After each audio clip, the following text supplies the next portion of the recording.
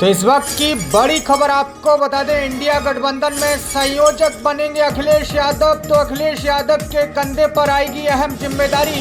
संयोजक पद के लिए अखिलेश यादव का नाम चर्चा में, किसी भी वक्त अखिलेश यादव के नाम का हो सकता है ऐलान। तो इस वक्त की बड़ी खबर आपको बता दें, नीतीश कुमार ममता बनर्जी के बाद अखिलेश यादव के कंधे पर आएगी अहम जिम्मेदारी। भाजपा विरोध की धुरी बनेंगे सपा नेता अखिलेश यादव। तो इस वक्त की बड़ी खबर, इंडिया गठबंधन की नैया मझधार में फंसी कांग्रेस और आम आदमी पार्टी की हार से सहयोगी दलों में असंतोष बढ़ा। ममता बनर्जी और अखिलेश यादव संयोजक पद के लिए चर्चा में है और बिहार चुनाव में गठबंधन की राह भी कठिन होती नजर आ रही है। तो आपको बता दें, सहयोगी दलों ने सबसे पहला नाम अखिलेश यादव का प्रेषित किया है। तो ये भी जानकारी आ रही है कि लोकसभा चुनाव से पहले अस्तित्व में आई इंडिया गठबंधन की नैया बीते कुछ महीनों से मझधार में फंसी हुई है। बीते माह दिल्ली विधानसभा चुनाव में कांग्रेस और आम आदमी पार्टी की बुरी हार हुई।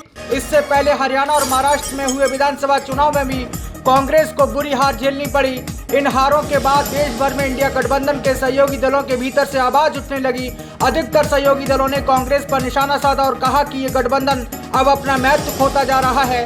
ऐसे में कांग्रेस पार्टी की वजह से ये हो रहा है। दिल्ली में गठबंधन के दो सहयोगी दलों कांग्रेस और आम आदमी पार्टी अलग अलग चुनाव लड़ने के कारण राज्य में भाजपा को शानदार जीत मिली।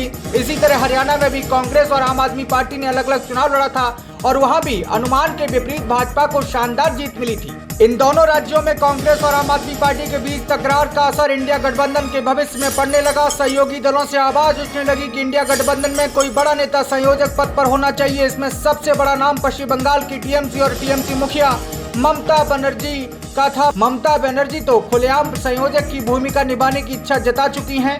वहीं अब आपको बता दें, इन सबके बीच अब इंडिया गठबंधन के संयोजक पक्ष के लिए कौन नया चेहरा यानी एक नए चेहरे की नाम की चर्चा हो रही है। वो है सपा के मुखिया अखिलेश यादव।